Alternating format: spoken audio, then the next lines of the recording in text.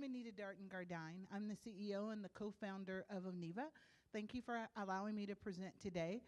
Before I start my presentation, can I ask, how many of you are founders or thinking about founding your own company? Love it, a lot of founders. Awesome. How many of you are here as VCs or institutional investors? Okay, everybody's gonna race to you in the front. You see, guys, I had them raise their hands. We're here for a reason. All about how we share, right? Because we're here to talk about what makes us successful. And one of those things is knowing how to collaborate. And that's even sharing awesome investors that you meet along the way. So with that, I'm gonna do something I've never done. And I'm gonna try and share some of the things I've learned along the way that I can share with you that I hope bring value while I pitch you. Because all I know how to do is pitch. I'm always selling. I'm looking for deal flow. So if you go out and you want to found your own business, that's the job, right? So thank you for allowing me to share that. So to start with background, my co-founder, Bob Gardine, I married this guy 31 years ago. We met in 1983 in Bank of America's telecom department. He was on the data side, I was on the voice side. So I was born, bred, and raised in Silicon Valley. Always expected to have a career in Silicon Valley. And my experience is probably closer to the first speaker. It has its challenges, right?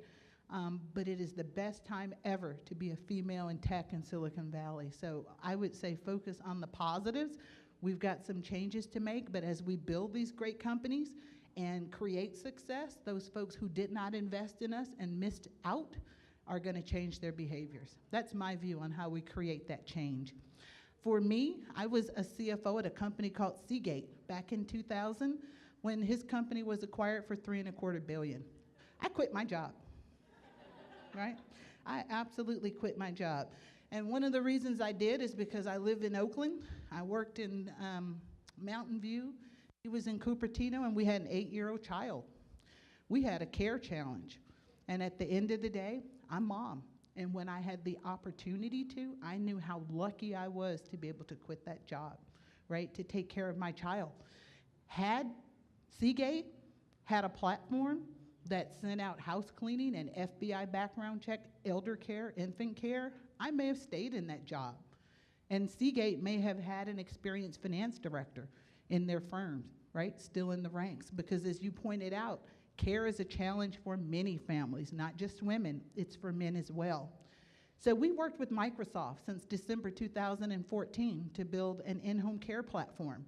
We were out in market in 2014, 2015 with our consumer care platform. We have FBI background checked workers. That means that if they commit a crime in 10 years, I get a notice in 10 years and a day that they've committed a crime and they're not in your house. I also learned as a mom that there's an existing California law from 1987 called Trust Line that said if you send folks into people's homes to care for them, they should have that FBI background check. And I'm the parent who read the privacy statements when I started to look at those other websites, only to discover they couldn't watch my child or my mom because they literally say at the bottom of the site, we do not know the identity of anybody here. And that freaked me out. There, we bore the Oniva platform. So the Oniva platform is the only in-home services platform that we've developed with Microsoft since 2014 that is designed to enterprise grade. That means we think it's important that we protect your privacy and your data. We don't think other people should know where your kid goes to school or that your mother has dialysis. And we aren't gonna share your data. We're gonna protect it. We have to meet the same standards as Bank of America or any other company that does business with Microsoft. We also know that companies are global. Workers come here from so many other places. We saw that today on the stage. When we went out in 2017 with Microsoft employees and started to work with our customers, about half of them were not born in this country necessarily. And they have an expectation around care and other services that they may have become accustomed to. So again, an opportunity for us to meet those standards. You know, and we realized that we were onto something when Finland came to us in 2015 and said, can you take on elder care for the entire country? Yeah, population of 5 million. So we're feeling pretty lucky in that we've tripped into a great market. And here's the simple reality. When we go out and talk to companies, 43% of professional women with children leave the workforce, and most never come back. So if we really want to see women stay in the workforce and move into those critical CEO and other jobs, we need to provide the resources and the tools to make that available. And I think that we had that comment shared earlier today. And it's not just women who carry the responsibility for care. We were surprised at Microsoft when we went out with our technology. 65% of those booking services were men. And 40% of them wanted 3 or more services. House cleaning was hugely popular, right? As was elder care and kid care. But this is also a global issue. We talk about elder care here in the US. We know 10,000 baby boomers a day are retiring, but we also know it's a global problem. So what we did is we came up with a solution. There is absolutely a role for a corporation in helping its employees find FBI background checked creative care. So what we've done in working with Microsoft and others, those companies pay a subsidy to be able to access the platform because they want their workers to have the benefit of more time and of peace of mind. They recognize that brings increased productivity for them, and it brings time for us, and that's what we seek. I'll talk a little bit more about what the employee sees, what we call our client credential management system, and that's the core where you'd go in and book services. But what's exciting about that, again, is all the workers that you'll see who'll come up for you. Let's say you want to dial in and find a service. You're only going to see workers who'll come to your home who meet your criteria because our algorithm will have matched. If you want French speaking, they'll speak French. If they don't want to work in a home where there's a smoker, they won't show up in your search. So our algorithm is matching for everybody so that it's a paired relationship that lasts over time. We also believe our workers should have safety, that they should work in an environment in which they know who's in that home, and that they should also be able to earn living wages. So our workers earn a minimum of $15 an hour. With our credential management system, a client is able to go in and see any caregiver that they want based on their criteria. I mentioned you might see 3 or 4 caregivers return. You can click and see if they have an FBI background check, which they will. You can see the first aid CPR and know if it came from the Red Cross or Bob's, CPR school, if that matters to you as a parent. The point is all the data is here in one place for you to click and look. Any other service you have to go out and hunt and check on your own, and that's back to the time and who has the time to manage that today. We also, in creating this video for every caregiver, have a second patent where we use AI to create better video just out of the gate. So while you're recording that video saying what an awesome caregiver you are, it's going to have you slow down, speak faster. Is that a mole? Is it a booger, right? So we introduced technology that not only helps us achieve our financial targets, which are critical, but also to make sure the process stays simple and convenient for all the users, especially the workers.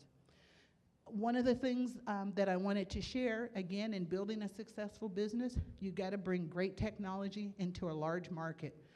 We're targeting about $200 billion market here domestically, and if I focus on elder care simplistically as an example, we all know that that's a market segment that's, again, on a global scale, just growing massively. So for you female founders and male founders, when you're looking at where do I go out and deploy, you got to look for big markets and bring innovative, awesome tech.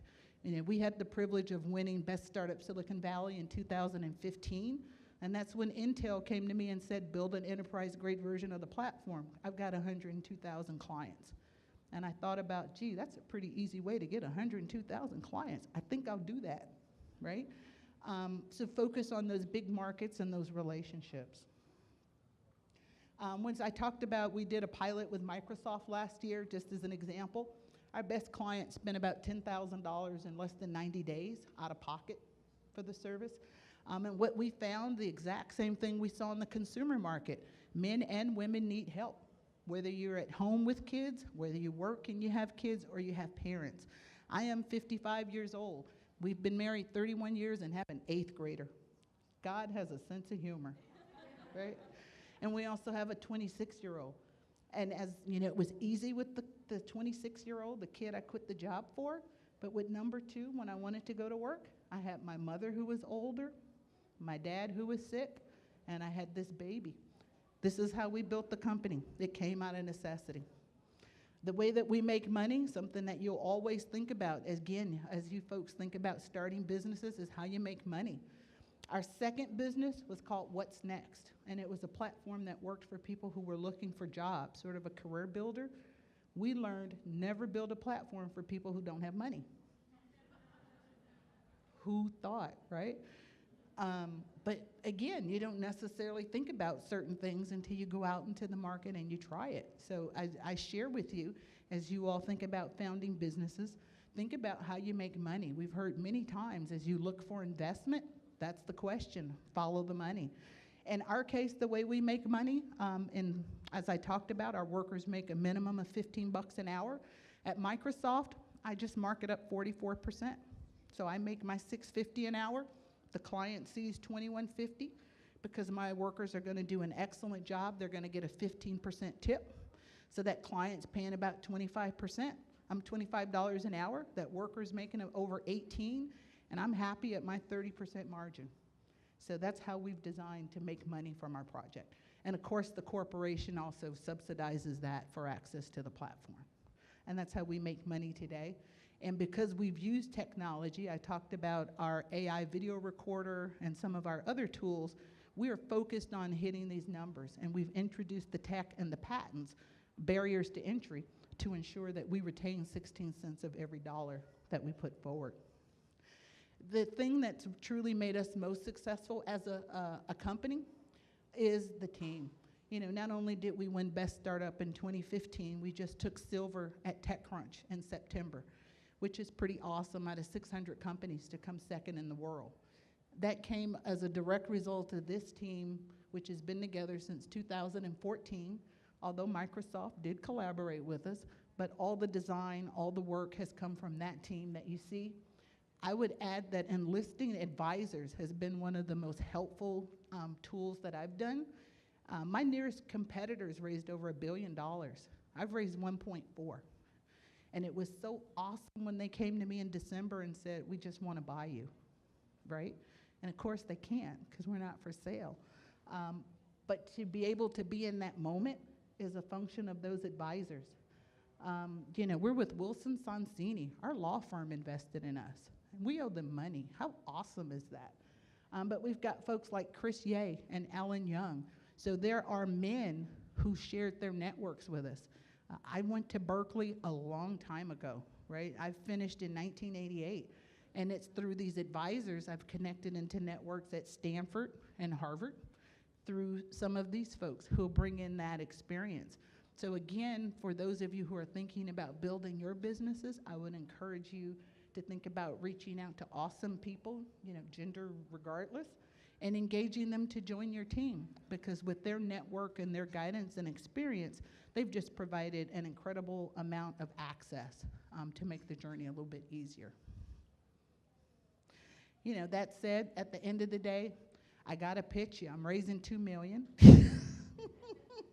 on convertible notes on a $16 million cap, so absolutely looking for money. But in this moment, I would say, again, it is truly the best time to be a female founder. I would absolutely encourage you to get certified as a woman-owned business. It's not enough to say I'm born in a female's body or I'm a person of color.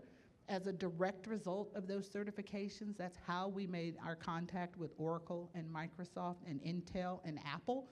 And my sales pipeline, up until I was introduced in the Plug and Play, has been the 36 largest tech companies in the US who are desperately looking for that innovation. And they've mentored us and provided us with other tools and other ways to support us because they too want to see change in Silicon Valley. But that access into those companies came as a function of having that certification. That certification impacts my cap table, right? So for those of you who are raising money and you think about exits and you think about winning those contracts, it's something you want to think about early on in your business. So for those of you who are interested in learning more or pursuing certifications, I certainly make myself available to offer any support I can. So again, I'm Anita at oneva.com. I look forward to hearing from as many of you today as have interest, and thank you for your time.